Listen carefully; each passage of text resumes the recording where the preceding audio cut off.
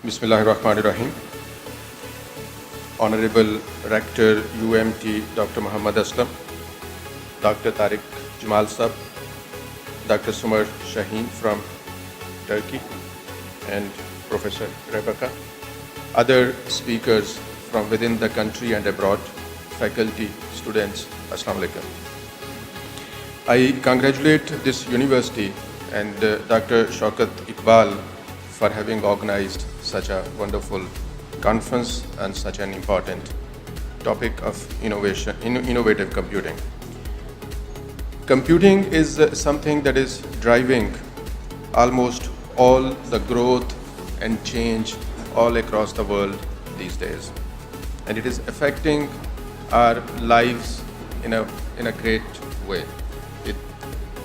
There cannot be anybody living in contemporary world who says the computers or computing technology has not left any mark on his or her life.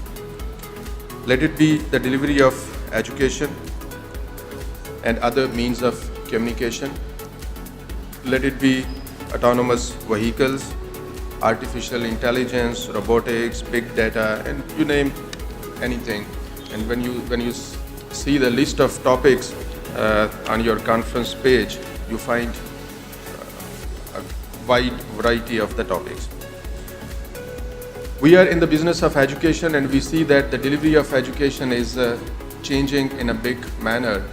And people are saying that the universities that we have today will not exist for perhaps another decade. It will change altogether. And we already see several experiments going on. MOOCs are one, where they are offering not only courses, but they have started to offer nano degrees and micro degrees and sorts of things. And they boast of having enrollments up to millions in some courses. So computing is something that has changed our lives and that is changing our lives. We sleep with computers, we wake up with computers, and we eat with computers, and it's all day on our palm, and we can't actually live without them. Now, looking at the topics that were listed on your website of the conference, I found quite an amazing list of them. But there were a couple of topics that I wanted to see there, but I couldn't. For instance, fintech is one big area where computing is wanting to revolutionize the whole financial sector and the way financial transactions take place. And I saw Internet of Things listed among the topics, but there wasn't any mention of Internet of Value on that list. Now, this tells us how computing and computer technologies are invading into our lives and how they are further aiming at bringing the change. So Internet of Value is a concept whereby they say that the value should be traveling and transacting over Internet just like information does. So we can they are wanting to be able to make financial transactions over the Internet just like we send emails or we exchange messages through WhatsApp and other kinds of applications. And there is so much innovation taking place in that particular area that you can't imagine perhaps. And financial technologies, the way financial transactions take place, the way banks talk with each other, the way finances travel between countries, between individuals, between organizations is all changing altogether.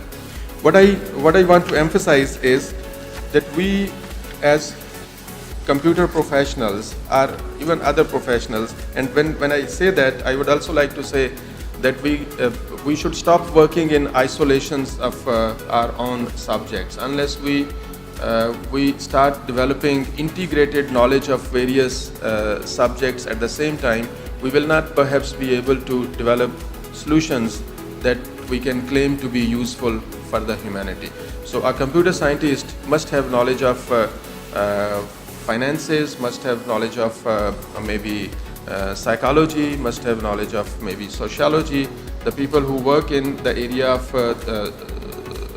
social marketing or social media, they work there because they know psychology and they know sociology. So unless you understand that, and in recent days we have been hearing about Cambridge Analytica, which claims to change the behaviors of people, particularly the voting behaviors or decision-making behaviors of people through interventions made on social media. In Pakistan, we have so many problems where we need to work on and where we need to devise solutions. For instance, in recent days, we have been hearing of FATF, the Financial Action Task Force, that has put Pakistan on grey list just because our checks on the transactions were not as good as the world wanted them to be.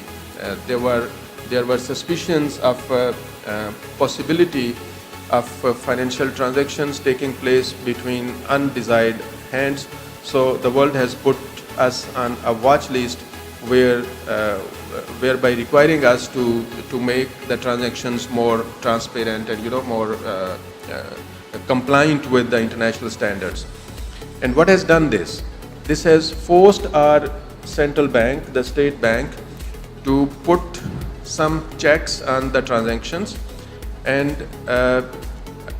the way it has changed the whole system. I just wanted to make a transaction to Germany last week for a membership fee of some organization. It was 4,000 euros that we had to transact, and the bank told me that once you initiate this transaction, we will send the request to the state bank for approval, and they will take 15 days to approve that transaction.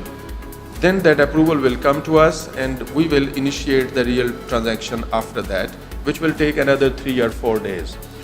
So in this era, if you need 20 days to transact a small amount of money from Pakistan to another country, how will you survive the competition, or how will you be able to participate in international activities?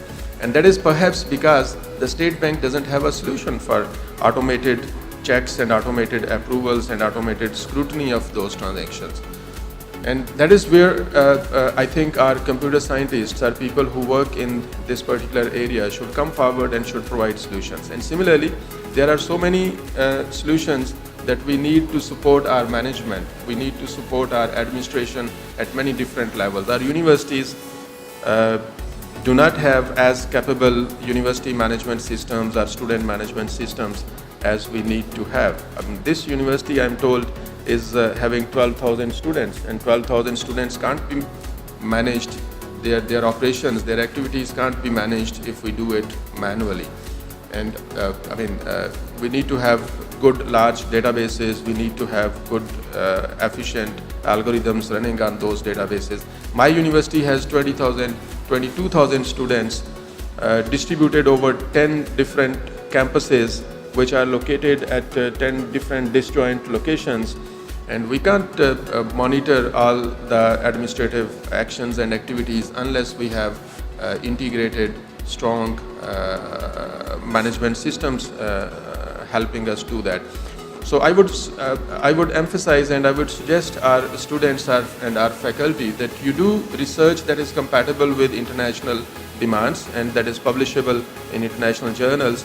But at the same time, please focus on the problems that we are facing with and devise solutions for those problems. You may need to come up with new ideas, you may need to come up with new methods and mechanisms, and you may need to understand the areas of those people whose problems you may aim to solve.